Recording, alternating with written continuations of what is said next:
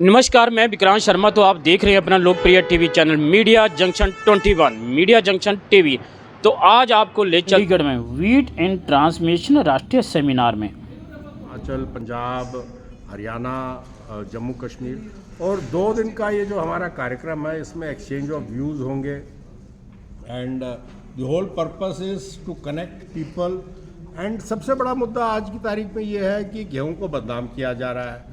जितने ये social media वाले हैं वो कोई पेज 3 के न्यूट्रिशनिस्ट बोल देते हैं गेहूं खाने से जो है ऐसा हो जाएगा वैसा हो जाएगा, और ये सोशल मीडिया वाले इस चीज़ को उछालते हैं, जबकि गेहूं तो जो है हिंदुस्तान में 6000 साल से लोग खा रहे हैं। अपने पूर्वज भी गेहूं खाए, सब जो है गेहूं के ऊपर टिका हुआ है।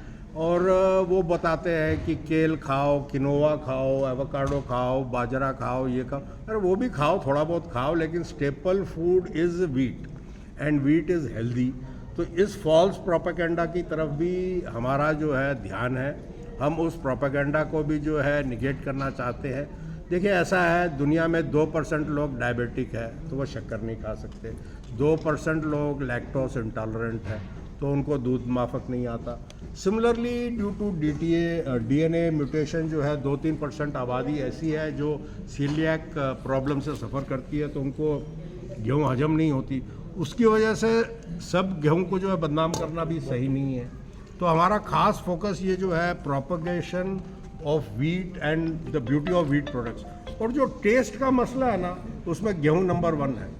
आप किसी भी बच्चे के बर्थडे पार्टी पे चले जाइए, उधर आप क्या देखोगे, सब कुछ गेहूं से बना है। चाहे सैंडविच खाओ, पाव भाजी खाओ, या क्या नाम है, पिज़्ज़ा खाओ, या जो स्वाद है और हंगर सैसिएशन है, जो भूख मिटती है, वो गेहूं से होती है। आज 10 रुपये का बिस्किट का पैकेट, उसमें शक्कर भी है, घी भी है और आटा भी है, मैदा भी है, ये सब मिला के जो है वो बनता है, और उससे जो एक आदमी की शाम जो है भूख मिट जाती है। तो ये सब जो एक फॉल्स प्रोपेगेंडा चल रहा है, उसके खिलाफ हम अवेयरनेस क्रिएट करना चाहते हैं। देखिए, ऐसा है, हर चीज़ के नॉर्म्स हैं, नॉर्म से ऊपर नहीं होना चाहिए। अब किसान के सामने क्या मसला है, उसको उसका उत्पादन बढ़ाना है, कोई बीमारी का शिकार ना हो जाए उसकी फसल, कम पानी हो तो भी जो है। तो अब देखिए, ये सब एड्स है। हाँ, जहाँ तक पेस्टिसाइड, इंसेक्टिसाइड, फंगिसाइड, इन चीज़ों का सवाल है, वो सब रेगुलेटेड है बाय गवर्नमेंट।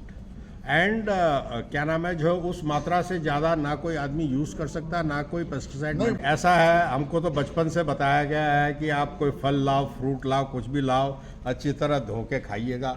अगर मतलब जो है, so there is some precaution you have to take. आज की तारीख में shelf life of food is important, हर आदमी को सुविधा भी चाहिए, तो सब चीज़ें नहीं हो सकती। लेकिन हाँ, आपने जैसे कहा, उसके लिए ऑर्गेनिक वीट है मार्केट में। आपको ज़्यादा वहम है, ज़्यादा लगता है कि जो है कि इस तरह से आप उसका शिकार बन सकते हो केमिकल्स का या पेस्टिसाइड का, तो definitely certified organic products market में अवेलेबल है, which is free from pesticide, insecticide, fungicide. देखिए, जीएम सीड्स वीट में अलाउड नहीं है, फॉर योर इन्फॉर्मेशन। और मेरे ख्याल से कॉटन सीड में अलाउड है, लेकिन कॉटन सीड आदमी खाता नहीं है, कॉटन में अलाउड है। तो गवर्नमेंट उसके बारे में जो है दे आर थिंग। लेकिन मूविंग फॉरवर्ड मुझे लगता है कि जो एक क्वांटम लीप आएगी, जो 1970 में जो है ग्रीन रेवोल्यूशन आया था, if you have to move to the next step, तो साइंटिफिक इंजीनियरिंग करनी पड़ेगी। अगर आपको नेशनल फूड सिक्योरिटी मेंटेन करनी है, आउटपुट बढ़ाना है, तो आपको एक्सटर्नल, सिर्फ नेचर पे आप डिपेंडेंट रहोगे तो फूड प्रॉब्लम रिजॉल्व नहीं होगी। फिर खाने की कीमतें ही इतनी ऊंची हो जाएगी कि अफोर्डेबिलिटी नहीं होएगी। So you have to balance everything. And wheat में, as far as wheat is concern, there is no GM seed. Sir, Punjab की कणक और मध्य प्रदेश की कणक, एमपी में क्या अंतर है? देखिए, यहाँ पर इरिगेटेड लैंड पे इंटेंसिव फार्मिंग होती है, और यहाँ पर जो है आउटपुट इज़ इम्पॉर्टेंट। जहाँ तक मध्य प्रदेश का सवाल है, वहाँ पर कोई इरिगेशन है नहीं, रेन फेड क्रॉप है, सॉइल कंडीशंस डिफरेंट है, तो वहाँ पर जो गेहूँ पैदा होती है वो एक अलग तरह की गेहूँ पैदा होती है। यहाँ पर मैक्सिकन ब्रीड का जो है, जो श्रब जो आया हुआ था, उसकी जो है वीट, देखिए अगर आपको याद हो, 40-50 साल पहले गेहूँ की जो ये फसल होती तो बहुत ऊंची होती थी, as tall as 5 feet, 7 feet, 8 feet. अब जो है वो ड्वार्फ वैरायटी, क्योंकि 70 में जो आया वो मैक्सिकन वैरायटी आई है। और वही यहाँ पर सूटेबल है. And for chapati making and those things wheat quality is very good.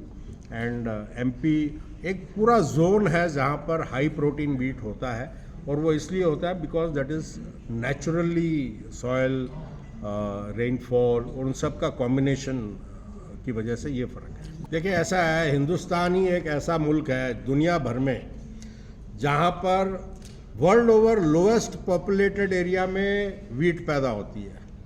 आप अमेरिका चले जाओ, कहीं पर भी चले जाओ दुनिया में, जहाँ पर आबादी नहीं है वहाँ पर ही गेहूं की फसल पैदा होती है. India is the only country जहाँ हाईएस्ट पॉपुलेशन एरिया में व्हीट पैदा होती है. चाहे यूपी चले जाओ, पंजाब चले जाओ, हरियाणा चले जाओ, डेंसिटी ऑफ पॉपुलेशन हाई है. तो यहाँ पर डेफिनेटली लैंड जो है नया आने वाला इजीली नहीं है इनटू एग्रीकल्चर. सो आपको आपका उत्पादन अभी भी जो है barring Punjab, most of the states global level से और प्रोडक्टिविटी इज मच लो. हमारी बात तो ऑब्वियसली होती है, हमारा ट्रेड है, इसके साथ हम लिंक्ड हैं कि क्या जो आगे वाला आने वाला सीज़न होगा ना, क्या आउटपुट रहेगी. तो सर्टनली जो फ्लड्स के दौरान the areas along river Beas है ना, they are certainly more affected. तो उसमें सर्टनली देयर आर पॉकेट्स यहाँ पे ये होगा. लेकिन अब खुद कल ही की बात है, again I was taking a feedback from Amritsar side कि कैसा रहेगा. तो वहाँ I have got a mixed response कि ठीक है जी, अभी जिन्होंने लेवलिंग कर ली अपनी, या जिन पे ज़्यादा नहीं सिल्ट आया पीछे से, तो देयर रादर प्रोडक्टिविटी बढ़ने के आसार हैं. But the few areas so which are impacted they are certainly there. But इसकी एग्जैक्ट हमें by the end of the sowing season तब पिक्चर क्लियर होगी हमें कि रियलिटी है क्या. थिंक सो दाने का पतला होना, किसान है ना, I am also farmer, also processor. तो मेनली डिपेंड्स अपॉन जो दाने च दुध पैंदा है उदों टैंपरेचर की है, वेदर कंडीशन उदों की ने. So they are a more dominating factor rather than हुण असीं कह दईए भी सिल्ट आ गई तो उहदे करके दाना कमज़ोर हो जाऊगा. नहीं, जिहड़ी कल्टिवेबल लैंड हैगी है उहदे तां फसल वधिया होगी पहले नालों. मिनरल्स भी आए ने पिछों नाल सिल्ट दे, है ना जी.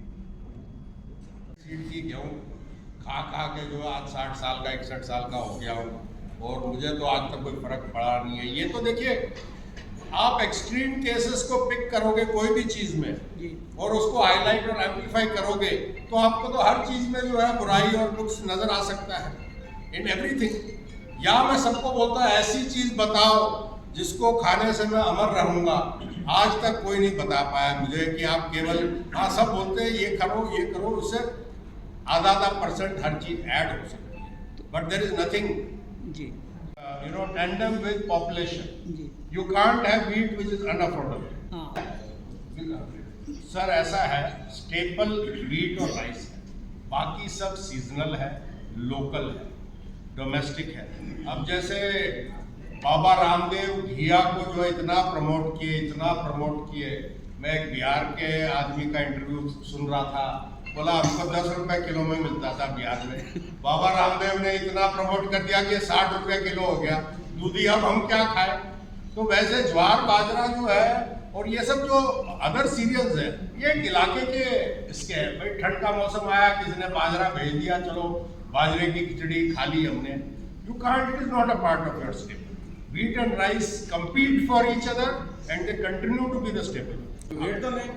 No, unfortunately I have not, but there are a lot of people, including 2 or 3 prime years back at Chandigarh, he said that wheat is a slow poison. 2 or 3 years back, he said in Chandigarh. Sir, what is the basis of his announcement? I would like to read it before commenting. Because it is very easy for me to come and say that bajra is a slow poison. वो जो आंतड़ियों में चिपक जाता है, वो digest नहीं होता, 10 round extra लगाने पड़ते हैं हमको, तब जाके हजम होता है. ये तो कोई भी स्टेटमेंट दे सकता है. There is scientific research going on globally. If you think wheat was that bad, it would be banned in so many countries. Why is it not banned? Why is it promoted? See, this is to each one his own. We are all interested parties. We are processing wheat.